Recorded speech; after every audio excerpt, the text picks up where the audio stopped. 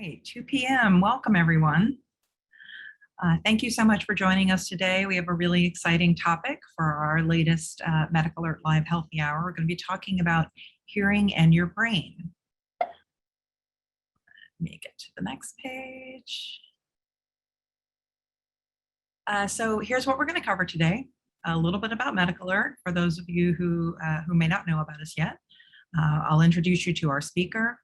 Then we'll really get to the meat of today's session, which is really a presentation by Dr. Soilis on hearing in your brain. And then we'll do, as we've done in the past, healthy hours, some Q&A with Dr. Soilis with the questions that you submitted.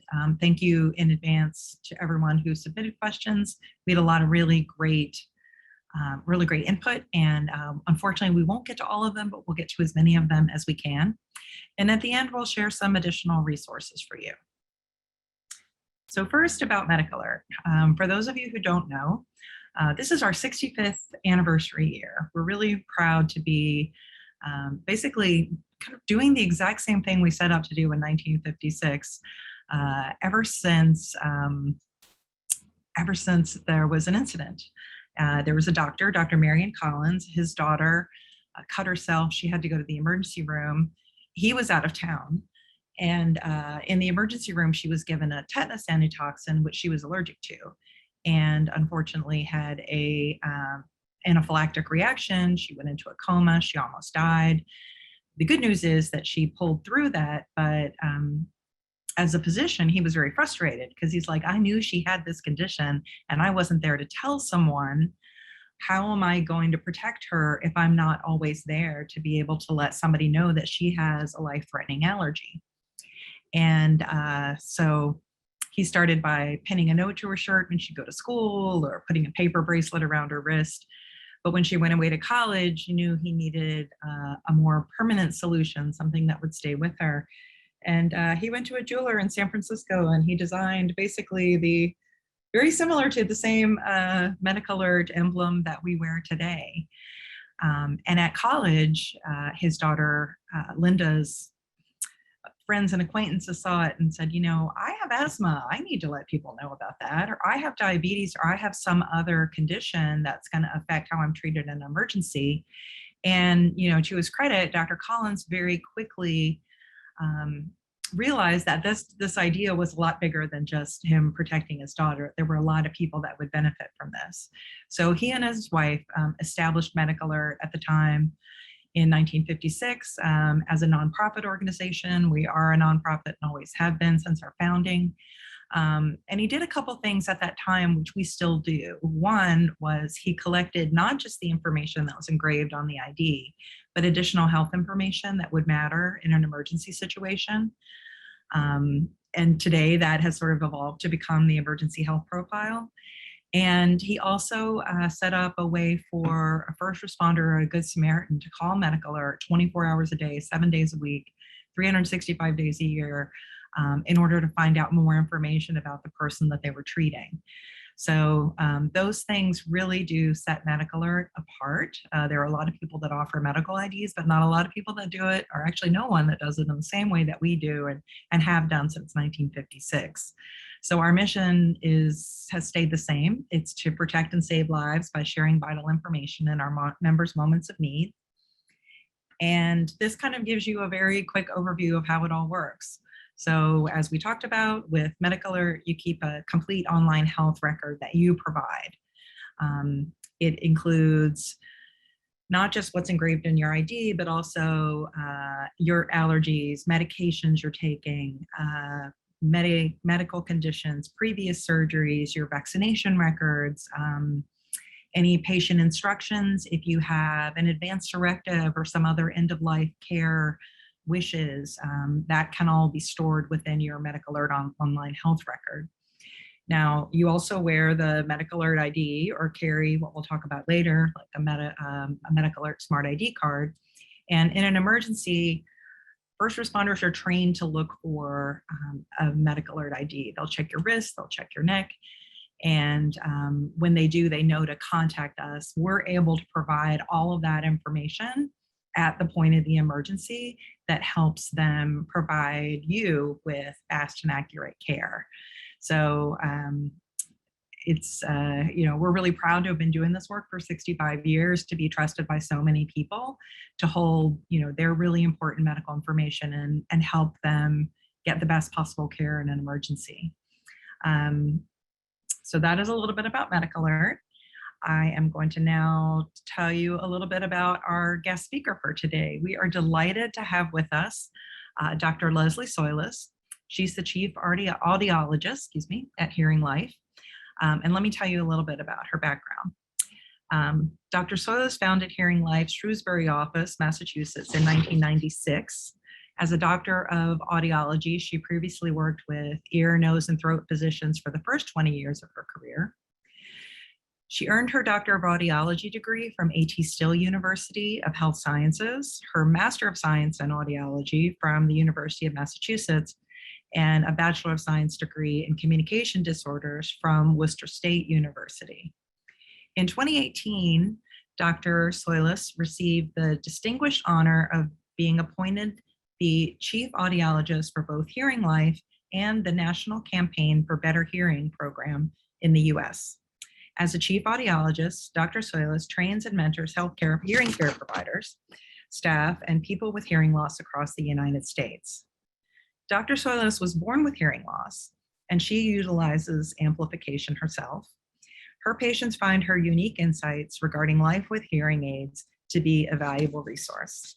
So we are delighted and honored to have you with us today. Welcome, Dr. Soilis. Julie, thank you so much. And just on a side note, I have to say, I have been interacting with patients for decades, and the MedicAlert Bracelet is something that I've seen that many of my patients utilize. So just hearing about the history of it was very inspirational, and it's just a wonderful resource to keep people safe. So I'm thrilled to be part of your forum here to provide important information about overall health and wellness. And Wonderful. as you indicated, I have been doing this for quite some time. And there is a very common perspective that I've observed. There's a misunderstanding that because hearing loss is part of the aging process, then it must be something that's just normal in older adults. But having hearing loss means that your hearing isn't normal, and it shouldn't be accepted as something that you just live with regardless of your age.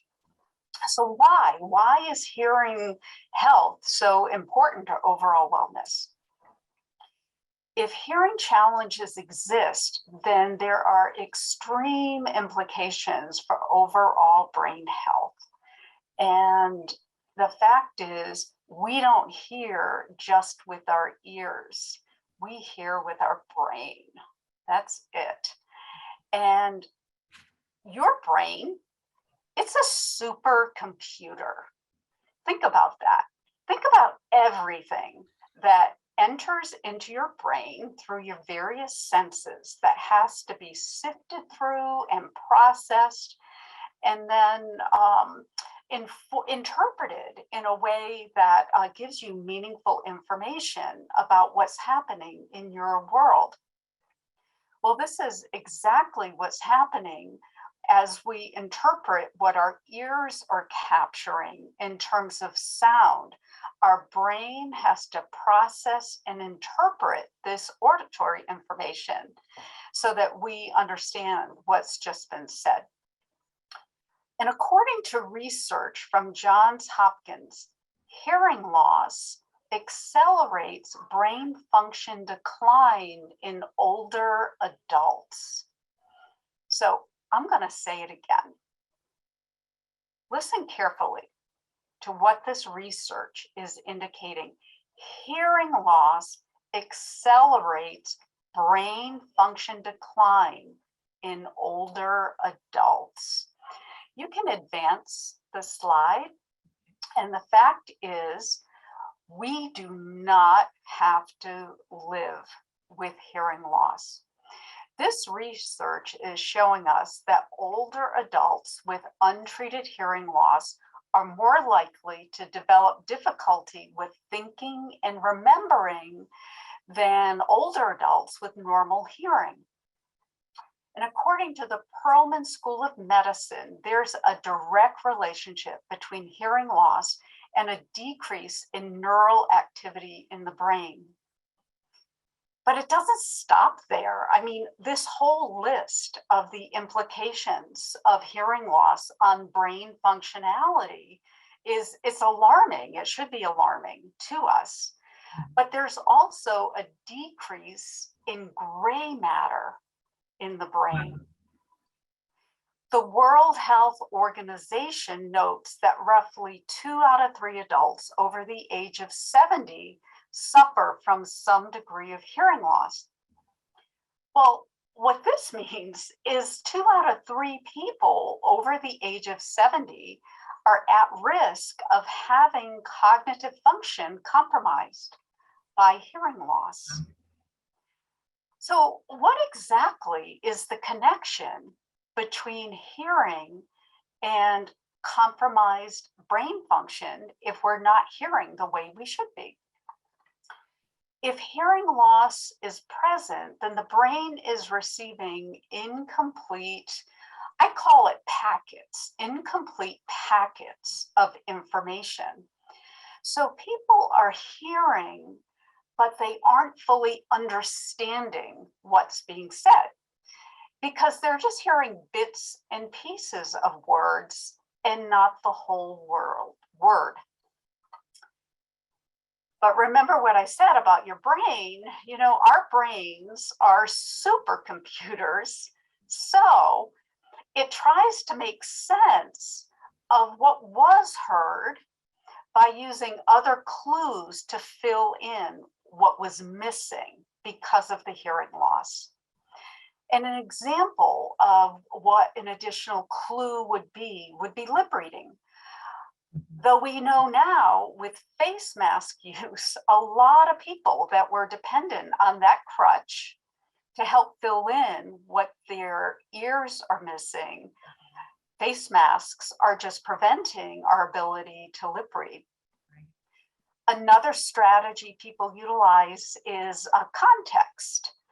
So they misunderstand something, but they think about the broader context and they try to make sense of what it could have been. An example of this, if a waitress came up to me in a restaurant and said to me, tonight's special is roast feet, the red flag would go up on that. And I would use the context and realize, oh, she must have said roast beef. And so this is what we do, when there's hearing loss and we try to fill in that gap created by not hearing everything. We're reading the room, are they smiling? Are they frowning? I'm going to react in a certain way and really cross my fingers that I'm going to react appropriately because I haven't quite heard the whole thing. And the fact of the matter is, this is exhausting. And not only that, lots of times we get it wrong. So we make a guess. One of my favorite misunderstandings that a patient shared with me, she was telling me that her granddaughter said to her, "Grandma, your wish is my command." But what she heard was, "Grandma, you've got whiskers like a man." And it's that kind of thing, hearing loss either leaves us, the funniest person at the party or really embarrassed because of the direction, our effort of trying to get it right. And it just leads us in the wrong direction. And I call all of this compensation strategies that we're trying to utilize mental gymnastics. Right. And the truth is, we have a finite amount of cognitive bandwidth.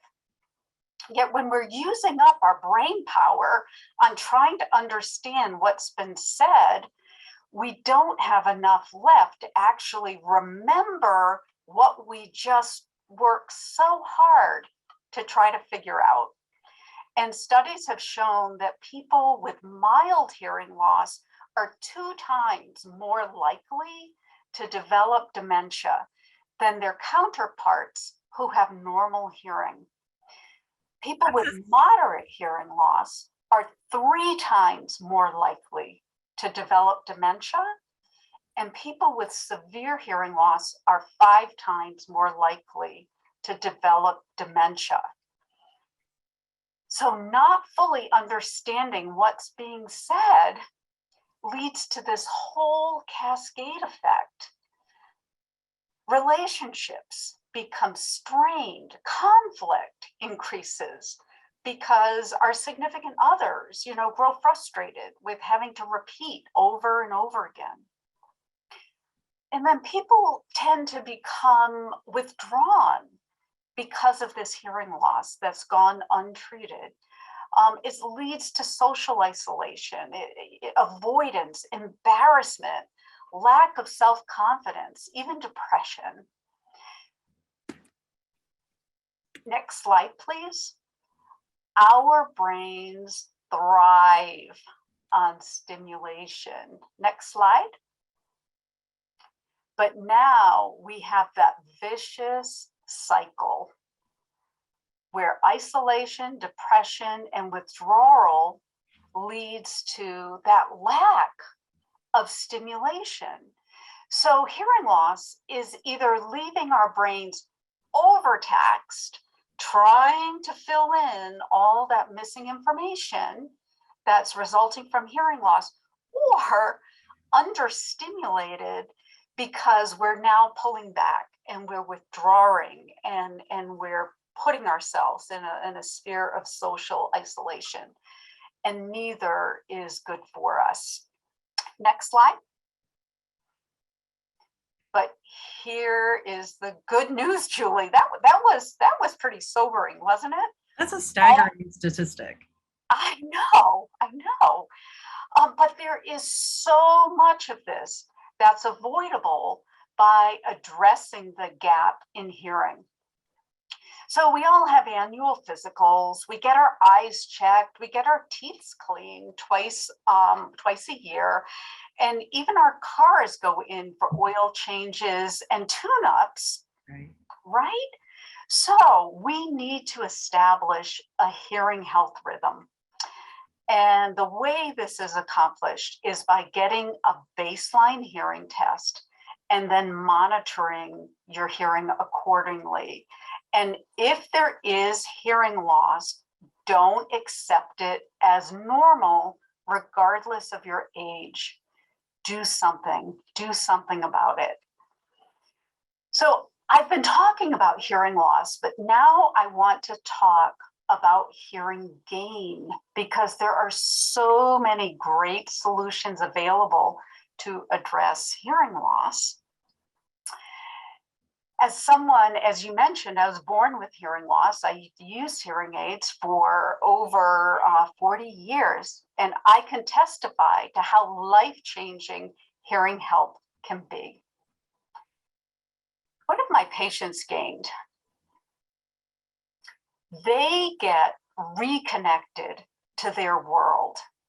Environmental sounds, such as I had a patient talk about how her dog, who she loves like a family member, when she went home with her hearing aids for the first time, she was just so moved that she could actually hear when the dog was lapping water. And it just helped to reconnect her with the rhythm of her dog.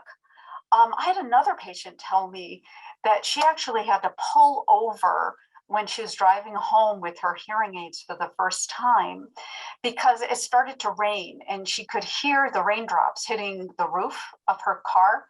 And she was so moved by that because she just hadn't heard those kinds of sounds. Hearing aid use reconnects people with those that are most important to them. You know, prior to addressing hearing loss, those relationships were just filled with avoidance and frustration and conflict. And I even had a patient tell me she realized how much shame she was carrying around because her adult children were just so disgusted with the fact that she was not able to hear them. And she realized that she had been avoiding interacting with her own children. And once she got those hearing aids, it gave her that joy, that freedom to pursue those relationships with confidence. And it keeps everyone engaged in those activities that they otherwise might avoid because of those frustrations. And hearing gain also allows for better brain health. According to the University of Colorado Institute of Cognitive Science, hearing aid use can reverse the physical changes in the brain, and it can improve cognitive performance. So that is the great news that follows that bad news that we were talking about earlier. So the brain is not being overtaxed, trying to process incomplete pieces of information. Listening becomes effortless, no more mental gymnastics. And we now have that cognitive bandwidth to recall information. And that is going to impact that slide for memory loss. Next slide, please. Next slide. So here is my challenge to you. You know, will you commit to getting that baseline hearing test? And if hearing loss is detected, please, please don't accept it as part of that aging process that you have to endure. My patients have testified to the benefits of being back in the game once they address their hearing situation. And most people say that they wish that they had addressed their situation sooner. So take your hearing health seriously, because you too have so much to gain. So thank you, Julie, for giving me that opportunity. Can you tell I'm passionate about this? Yes, absolutely. There are so many things in our health sphere that we're stuck with, we can't address. We can do nothing about it, but this is not one of those things. Right. I think that, yeah, that ability to be proactive about an aspect of your health is something that we all can appreciate, because like you said, there are many things that are outside of our control, but this is one that there are lots of different options for. Yes. So I think just getting across that message of, and I've seen it with my own mom, like just being exhausted after being with people. Right. She was spending so much time trying to figure out what people were saying and read all the clues, and you know, it really did. I saw firsthand how it could dampen her enthusiasm for life and interaction with other people. And you know, we have ways to get at that. So thank you so much, Dr. Soilis. I think that will help us. That kind of frames the rest of the conversation that is going to be focused on the Q&A of some of the questions that were submitted to us. So, and I think the questions that we asked did a really good job of kind of rounding out more information on this topic. So let's get right into those. The first question is, what causes hearing loss? Is it genetic, something you get through your family, or can it be caused by other medical conditions? Yeah, great question. So for the most part, in older adults, hearing loss is the result of that wear and tear on a body part. I mentioned that our ears, they're funnels, they're collecting the sound. It's our inner ear or cochlea that is the middleman between the funnel and transmitting sound up to the brain. And the cochlea has these tiny little hair cells that respond to the incoming sound waves. Right. And they send the electrical impulses to the brain that is then interpreted into sound, meaningful sound. But those tiny little cells over time, wear and tear, get beaten down. And so now, in order for them to send that signal to the brain, they will do that at a loudness level. And so for most older adults, it's that wear and tear that is causing the hearing loss. There are some people that do carry a genetic predisposition for this. And so they may start to see this wear and tear hearing loss sooner than their counterparts. But as I mentioned, 2 out of 3 people 70 and older are starting to experience that. Are you seeing any, I think I've been thinking about, like how much, my parents didn't grow up with earbuds in their ears all the time and listening to music, or like, have you seen any impact of people starting to have hearing loss sooner based on those types of usage of different devices? Absolutely.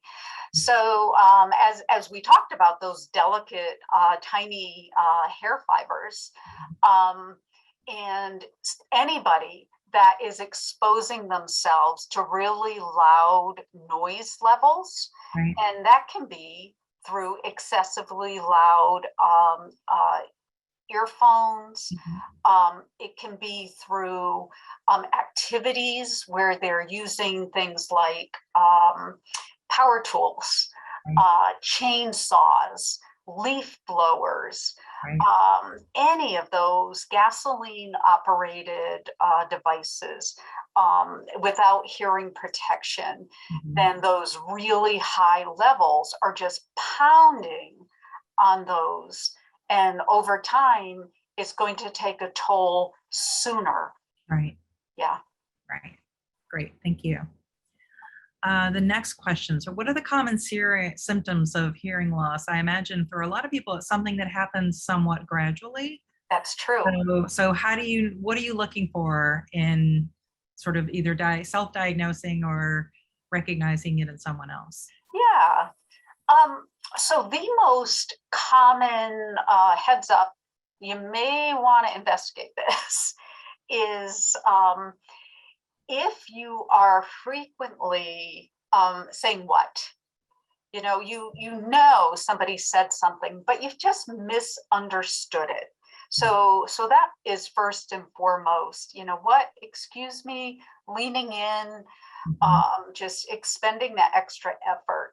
Another thing is if the television is turned up louder than what's comfortable for others, then that's a red flag.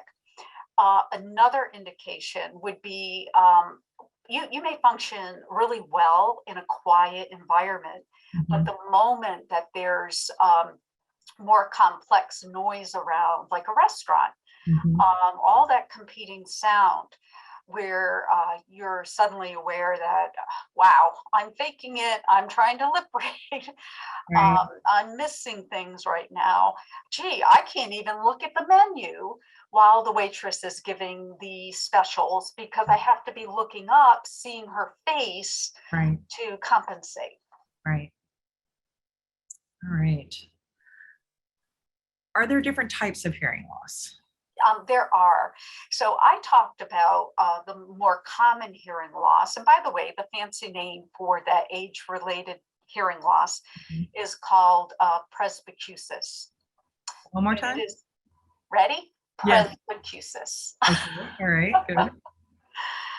Um, but there are other reasons that people might have hearing loss. And for young children, there may be an issue where the cochlea is functioning perfectly fine, Mhm. but ear infections are causing fluid to build up behind the eardrum. And Right. so the eardrum can't vibrate well because of the fluid right behind it. Mhm. And so we refer to that as a conductive hearing loss or a mechanical hearing loss. There's a condition that can affect women, particularly during childbearing ages. Mhm. It's called otosclerosis. Mhm. And this is when the tiny bones behind the eardrum essentially ossify. So as during pregnancy, your body is redirecting calcium Mhm. towards the baby, and those bones aren't getting the calcium that they need to be Right. healthy.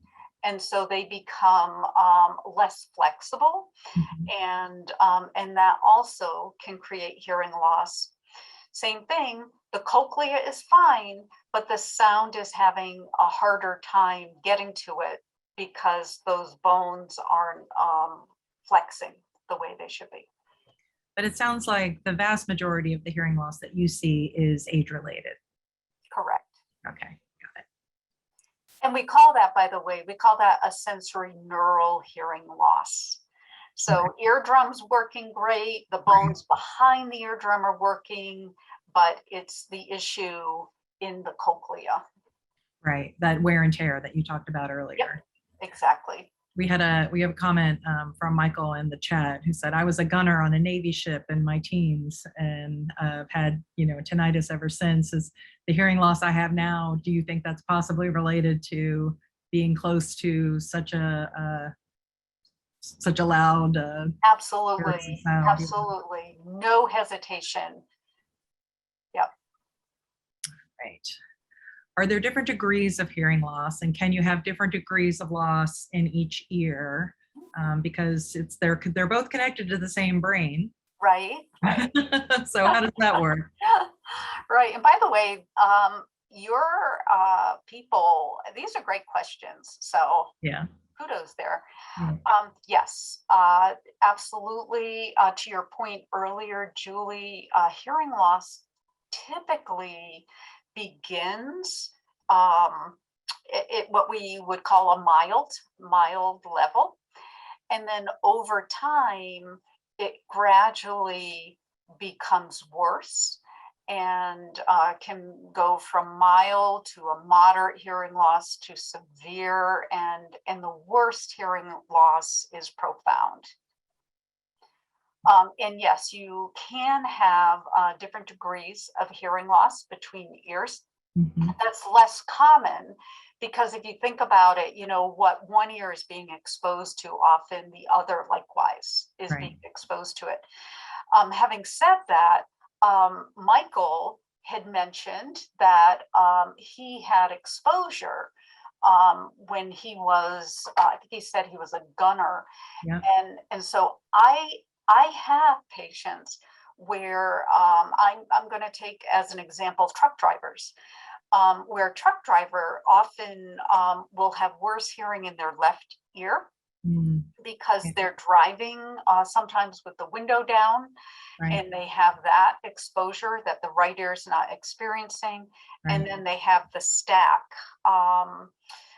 right there that's just generating some really loud noise. And so it can happen where we call that asymmetry between ears. Okay. So this is a question that I've seen asked in the chat already a couple times. Like, how do you find an audiologist? And what kind of tests do you do to diagnose hearing loss? Yes. So first of all, there can be something called a screening. And so I know, for instance, on our website, HearingLife's website, we offer a screener where you have the ability to hear certain tones, and you either hear them or you don't hear them. And if you don't hear them, then you fail that screener. So it's not a specific sense of, oh, I needed that sound, 40 decibels loud before I heard it. So in failing the screening, absolutely get a comprehensive hearing test done. At HearingLife, we actually created a program called the Campaign for Better Hearing, where within our communities, we make available complimentary hearing tests. And every one of these hearing tests that are done, $5 is donated to a fund, and we're funding complimentary hearing aids for people that just have a financial constraint and have a need. So, so finding a place, finding an audiologist, you can start with your primary care doctor and asking your primary care doctor, I want a hearing test. And where? Tell me where. So the hearing tests that we do, I mentioned, is complimentary. So we don't even have to worry about, is this covered by my insurance? Right. Okay. We had a lot of questions that came in advance about tinnitus, what it is and how it relates to hearing loss. Yes. So here is the theory. If somebody has a significant hearing loss in the high frequencies, and that's typically where when hearing loss begins for most people, it affects hearing in the treble tones, the high frequencies first. And the brain, remember what I kept saying, it's a supercomputer. It's incredible how it processes information. So now we have this hearing loss in the high tones, and the brain realizes, hey, what happened to my ability to hear those high tones in my world? I'm not hearing them anymore. And so the brain will self-generate at that frequency that is perceiving that absence of sound, and create that high frequency sound, which is very real to the person that's experiencing it. But it's not a sound that is being picked up from an external source. So getting back to Michael's comment about being a gunner, and he has severe tinnitus, and he has hearing loss, chances are there is that high frequency hearing loss, and the brain, the body, is attempting to fill in what it perceives as missing. Now, here's the really cool thing. People who address this kind of hearing loss with hearing aid use, think about it. I'm putting a hearing aid on now, and suddenly my brain has access to those high tones that it was missing before. And statistically, 2 out of 3 people that have hearing loss with tinnitus, when they treat it with hearing aid use, the tinnitus either diminishes significantly or goes away. Oh, interesting. So is this what people mean when they refer to ringing in their ears? Yes, yes. Okay, all right. So this is the other name for it. All right. And so it can actually be lessened by or canceled out by use of hearing aids. Exactly. Replacing what is missing. Got it. Yep. Okay. How do I prevent hearing loss? And if I already have it, how do I keep it from getting worse? Yes. So I mentioned earlier about some of these recreational noise exposures. Right. Use of headphones, ear pods at an excessively high level, or hobbies that are loud noise. If I'm going to use as an example, even motorcyclists. There's Right. some motorcycles that are really loud, snowmobiles, those are really loud. Right. Um, if somebody has a hobby of working in a woodworking shop, all of those power tools. I'm having some work done on my house right now, and I'm like one story up, and I'm bothered by the sound of the power tool equipment. Right. And so proactively use hearing protection. And it's not going to eliminate, your ability to hear, but it's going to take the edge off that loudest level and bring it down to a level that is not harmful. But the type of hearing loss we're talking about here, I know we've talked about, doing things to prevent it from happening or becoming worse. Is it reversible? No, great question.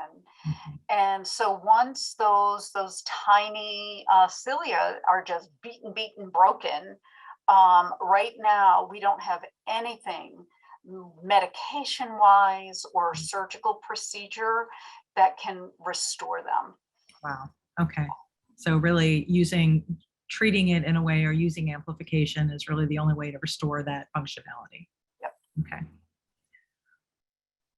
Which leads us to our next question perfectly in terms of what are the treatment options? Yeah, and it's amplification. It's hearing aid use.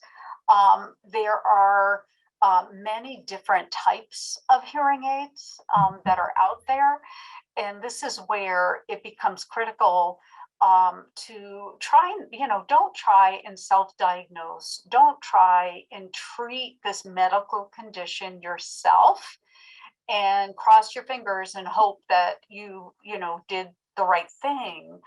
But consult a professional who is going to be able to assess the exact level of your hearing at all the different discrete frequencies. And then based on that, based on your lifestyle, based on your ability to not just hear beeping sounds, but process speech information in different listening environments, in quiet and background noise. We assess all that and then come up with a recommendation that is going to be, it employs a prescription, and it just takes into account all of the individual's needs. So the same way you get an eyeglass prescription that has several different variables in it that all kind of work together to correct your eyesight, it's similar to that. Exactly. Okay. All right. So at what level of hearing loss should you consider a hearing aid or some other treatment? And if you just have hearing loss in one ear, do you still need to use a hearing aid? Yep. Great questions. If there is hearing loss, well, what that means is your brain is not going to have access to certain segments of auditory information. So there isn't even a cutoff for, oh, you have hearing loss, but it's not bad enough. By nature of the definition, if there's hearing loss, you're not hearing what you should be, and therefore you would get benefit from hearing aid use. And the same thing is true, even if it's just in one ear. Mhm. We have, we were designed to hear with two ears on either side of our head. If that wasn't important, we would all be walking around, picture this, with an ear right in the middle of our forehead. Just like we'd have a nose, we'd have an ear right here. Right. How silly would that be? Because we wouldn't be able to localize where sounds are coming from. Right. And that's the value of ears on both sides of your head. And if one ear is functioning well and the other is compromised, you're not going to be able, that supercomputer is getting wrong information that Right. it needs to try and process. And it will never turn first. Let's say this is my bad ear and a car is coming up on my left side. I'm Mhm. always going to look to my right side first Right. because that's what's going to hear it first. And now I'm not safe. Right. So really, any kind of hearing loss that affects your quality of life is something that can and should be treated. Absolutely.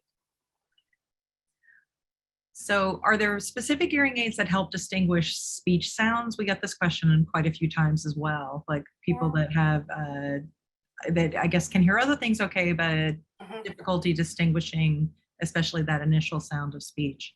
Yes, yes. And this is a big yes. This is the kind of hearing aid you want. You want a hearing aid that is not just going to take everything in your world and make everything louder. Right. That's not going to help. What you really need is a hearing aid that is going to be able to process the competing non-meaningful sounds Mhm. and push those back and pull forward the speech cues that are missing. Right. And yep. All right. And I think we might have covered this earlier, but does the use of hearing aids then affect the pace of hearing loss? Is it one of those things you can do to slow down that natural hearing loss as you age? Mhm. So if somebody has hearing loss and if they get hearing aids Mhm. and we start keeping tabs on their hearing loss, that progression is not going to change whether or not they get hearing aids. What does change, it is not what I'm measuring on the audiogram, but what does change is the brain's capacity to reacquaint itself Mm. with all that missing auditory information. So I have some patients that are 85 years old and they have likely been walking around with significant hearing loss for 15 years. And so now they're here and they say, okay, I'm waving the white flag. I'm going to do something about this. Right. And we put hearing aids in their ears and their brain had experienced that auditory deprivation for so long Mhm. that initially it's like, oh my gosh, I don't know if I like hearing. Right. It's just a huge adjustment. Whereas somebody that addresses their hearing loss sooner rather than later, we don't have all that decreased neural activity, that Mhm. the brain has been accustomed to. Right. We don't have that reduction in gray matter. Um, and and so we're just at a much better starting point for acclimation. Got it. I just want to quickly address a question in the chat about whether there will be a written transcript. Yes, there will be a written transcript of this event and a replay of the video available tomorrow on our site. So we usually post the transcript within a day or two after we get it. So just to let you know that will be available. Thank you for asking. Yeah. And then on to our next question. I have hearing aids, but they don't seem to help. We got this question a lot. What Yeah. can I do about it? Yep.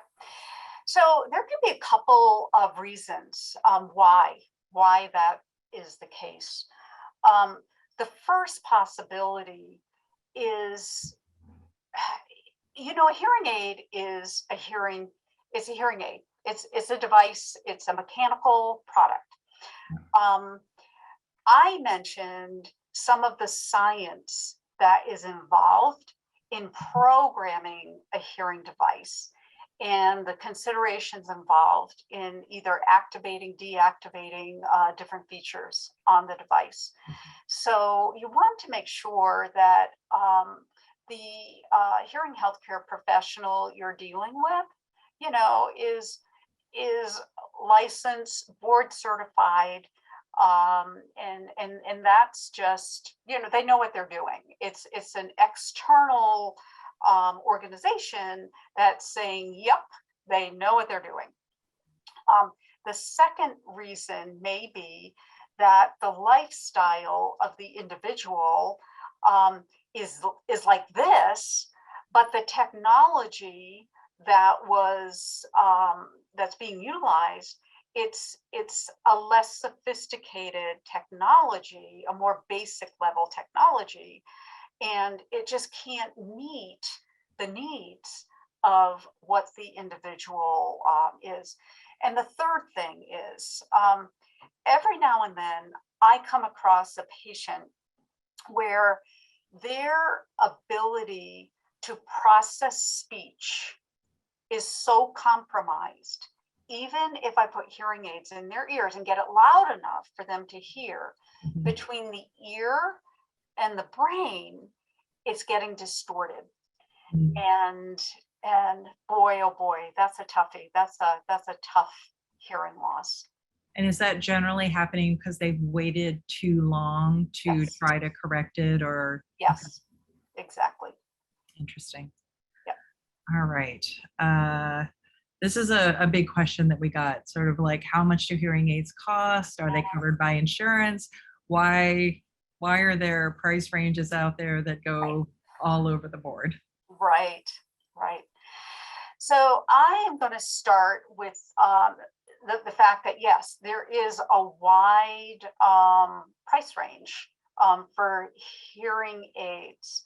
And when I say a hearing aid, I'm referring to that device that is being professionally fit by a hearing instrument specialist or an audiologist. I am not talking about these devices that you buy, out of a magazine or online without any professional input or assessment. Right. So generally, hearing aids can start at $1,000 per device, and they can go as high as $3,000, $3,500 per device. So what's the difference? I like to use the analogy of the fact that I said we have different needs, and therefore hearing aids have different features in them. They have different performance capability. I have some patients that have a flip phone, and you know what? That flip phone is perfect for them, right? Because the only thing they want to do is make a phone call on that flip phone. And it's a low cost way of making a phone call. I have other patients where they want to use their phone, for text messaging. They want to stream music. They want to listen to podcasts from it. They want to read their email. They want to open up Word documents and edit on their phone. And so anybody that tried sending a text message on a flip phone, do we all remember that? How hard that was? So painful. So painful. So that individual that wants to do all those things, they will be frustrated with the flip phone. Fortunately, we have smartphones that are going to meet the needs of that individual. That smartphone's going to cost a whole lot more money. And we have everything in between that continuum, using that analogy. And so the same thing is true with hearing aids. And again, that's where it's important to consult a professional and really identify, what do you need these hearing aids to do? And then we find that budget, that price point that's going to accomplish it. I think maybe a good analogy is, I can buy readers, right, at the drugstore for a few dollars, and that will make things larger. Right. But if bump into walls. Right, exactly, yes, but it's not gonna, I am nearsighted and farsighted. Like, it's not gonna correct for all of those things. It's not gonna give me the optimal vision that I need. So. And regarding, does Medicare cover hearing aids? The short answer is no. And this is where Medicare says, you know what, we would love to, but our customers most would need hearing aids. And we just don't have that financial bandwidth in order to do anything when it comes to hearing aids. So, and that's a traditional Medicare plan. And are there some, say, Medicare Advantage plans that cover hearing devices? So most Medicare Advantage plans do not cover hearing aids, but they Mhm. might partner with, we refer to it as a third party. It's a company that will provide some upfront discounting on Okay. hearing aids. Okay. So yeah, the insurance company is not contributing, but there's access to the discount. Right. What often happens though is that discount means they're limiting all the follow-up services and supplies, and then Right. they have to pay a la carte. Right.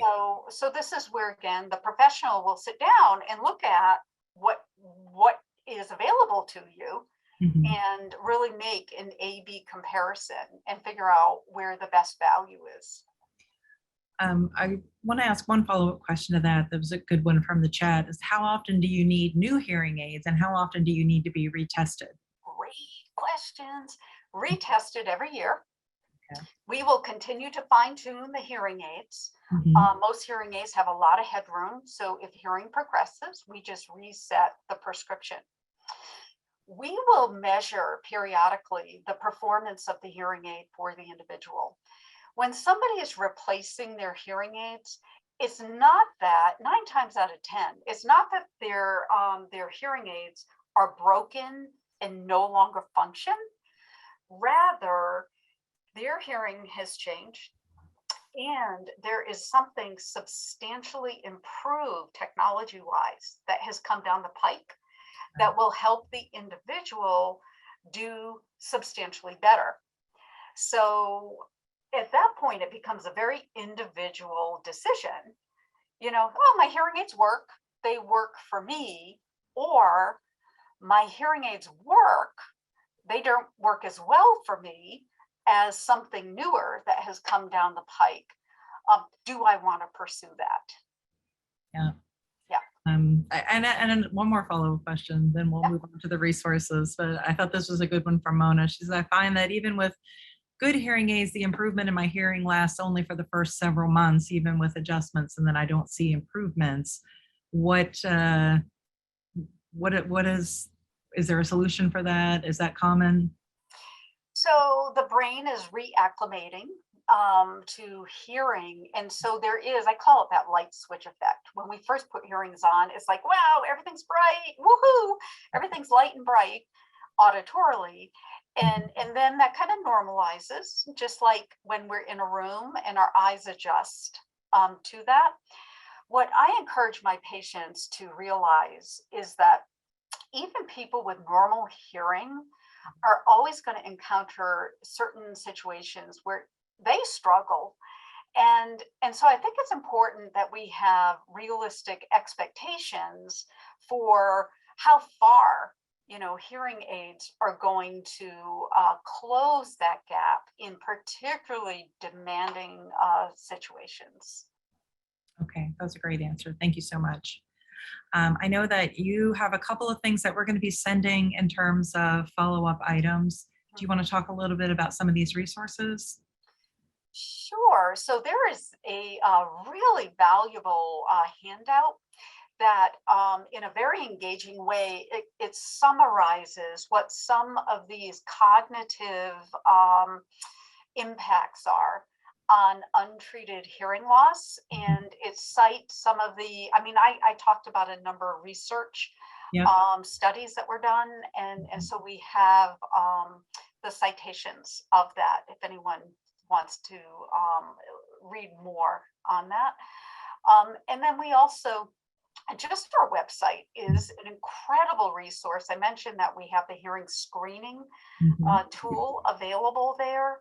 And there's just some great information on different types of hearing aids. And, my belief is knowledge is power. So the more you educate yourself on hearing loss and treatment options, the more power you have to make a really informed decision on your own behalf. Great. Well, like I said, we'll be sending links to these particular resources to the folks who've registered for today's session, and I think Deanna's popping them into the chat right now if you want to go look at them right now. But I want to thank you so much, Dr. Soilis, for joining us today. This is obviously a topic that a lot of people had questions about. I've learned a lot today. I'm pretty motivated to now go and get a hearing test, because I find myself in a loud restaurant going, trying to figure out There what you go. So yes, I'm recognizing some of those things in myself now. So thank you very much for sharing your expertise with us. It's much appreciated. Thank you for having me. Thank you.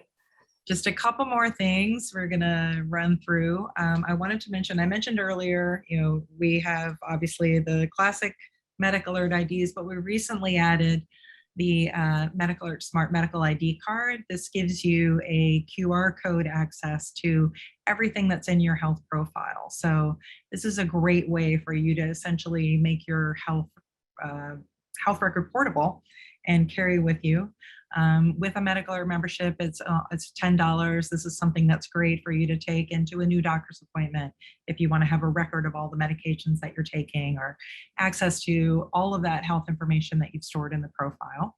Thank everyone again for attending today. A huge thank you to Dr. Soilis and HearingLife for being willing to come and share information on this very important topic. As I mentioned, the replay for today will be up tomorrow, and we will have the transcript shortly after that. The transcript takes a couple more days usually than the replay, but we'll have that available at that same link that we just talked about. So thank you again, everyone, for joining us today. Thank you for trusting in MedicAlert, and we look forward to seeing you again soon. Thank you. Thank you.